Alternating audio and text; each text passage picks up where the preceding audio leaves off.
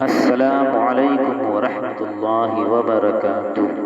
بسم اللہ الرحمن الرحیم۔ اس بلڈنگ کو غور سے دیکھیے، اس پر عربی میں لکھا ہے فندق وقف عثمان بن عفان، یعنی یہ ہوٹل عثمان بن عفان کی جانب سے وقف ہے۔ یہ عثمان بن عفان کون ہے؟ داماد محمد رسول اللہ صلی اللہ علیہ وسلم، خلیفہ سوئم سیدنا عثمان بن عفان رضی اللہ عنہ ہے۔ ان کی ملکیت آج بھی مدینہ منورہ میں موجود ہے، اور اس زمین پر سعودی حکومت کی جانب سے ہوٹل تعمیر کیا گیا ہے، جس کی آمدن غربا اور مسکین میں سیدنا عثمان رضی اللہ عنہ کی جانب سے صدقہ کی جاتی ہے۔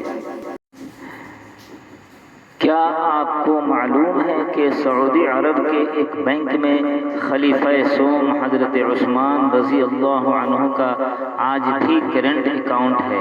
یہ جان کر بھی آپ کو حیرت ہوگی کہ مدینہ منورہ کی میونسپلٹی میں حضرت عثمان بن عفان رضی اللہ عنہ کے نام پر باقاعدہ جائیداد رجسٹرڈ ہے۔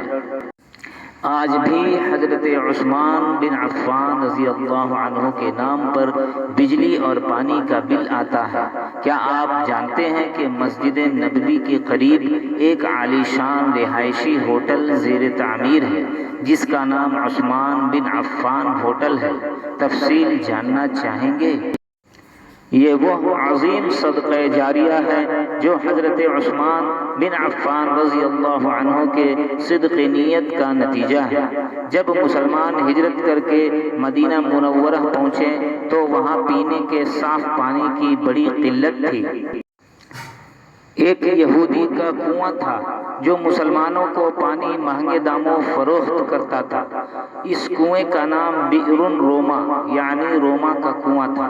مسلمانوں نے رسول اکرم صلی اللہ علیہ وسلم سے شکایت کی اور اپنی پریشانی سے آگاہ کیا۔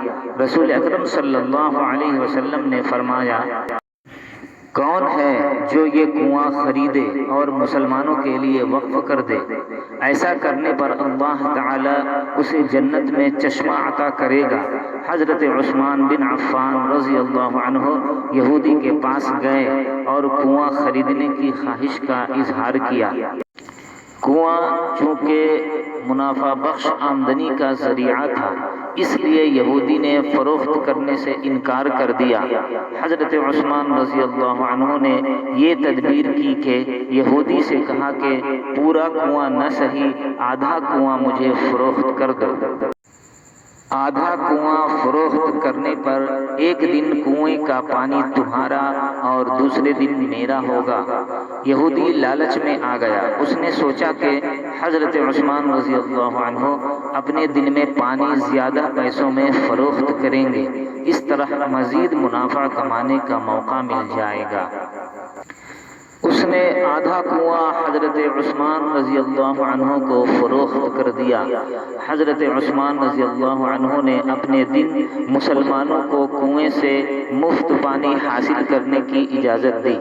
لوگ حضرت عثمان کے دن مفت پانی حاصل کرتے اور اگلے دن کے لیے بھی ذخیرہ کر لیتے۔ یہودی کے دن کوئی شخص بھی پانی خریدنے نہیں جاتا۔ یہودی نے دیکھا کہ اس کی تجارت ماند پڑ گئی ہے تو اس نے حضرت عثمان رضی اللہ عنہ سے باقی آدھا کنواں خریدنے کی گزارش کی۔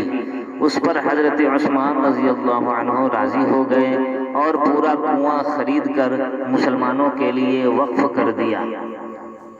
اس دوران ایک آدمی نے حضرت عثمان رضی اللہ عنہ کو کنواں دوگنا قیمت پر خریدنے کی پیشکش کی۔ حضرت عثمان رضی اللہ عنہ نے فرمایا کہ مجھے اس سے کہیں زیادہ کی پیشکش ہے۔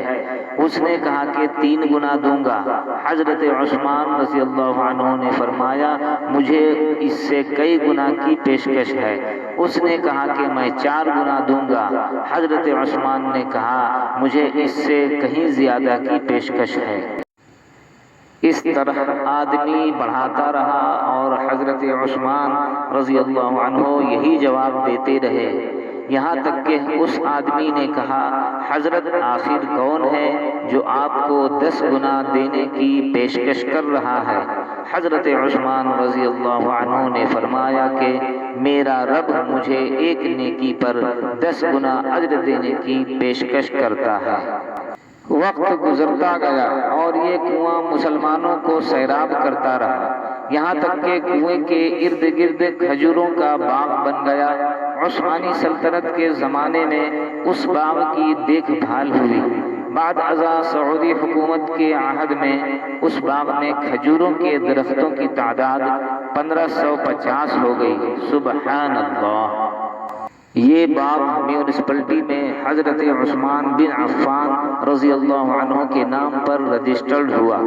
وزارت زراعت یہاں کے کھجور بازار میں فروخت کرتی اور اس سے حاصل ہونے والی آمدنی حضرت عثمان بن عفان رضی اللہ عنہ کے نام پر بینک میں جمع کرتی رہی، یہاں تک کہ اکاؤنٹ میں اتنی رقم جمع ہو گئی کہ مرکزی علاقہ میں ایک پلاٹ لیا گیا جہاں فندق عثمان بن عفان رضی اللہ عنہ کے نام پر ایک رہائشی ہوٹل تعمیر کیا جانے لگا۔ اس ہوٹل سے سالانہ 50 ملین ریال آمدنی متوقع ہے۔ اس کا آدھا حصہ یتیموں اور غربا میں تقسیم ہوگا، جبکہ دوسرا آدھا حضرت عثمان رضی اللہ عنہ کے اکاؤنٹ میں جمع ہوگا۔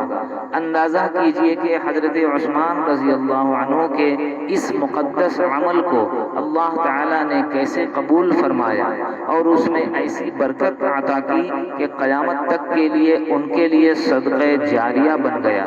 کپتان ہنری ٹرنر کی وال سے۔ ثواب کی نیت سے ویڈیو کو ضرور شیئر کیجئے اور مزید معلومات حاصل کرنے کے لیے چینل کو سبسکرائب کیجئے اور کمنٹ میں اپنے خیالات کا اظہار کیجئے۔ السلام علیکم ورحمۃ اللہ۔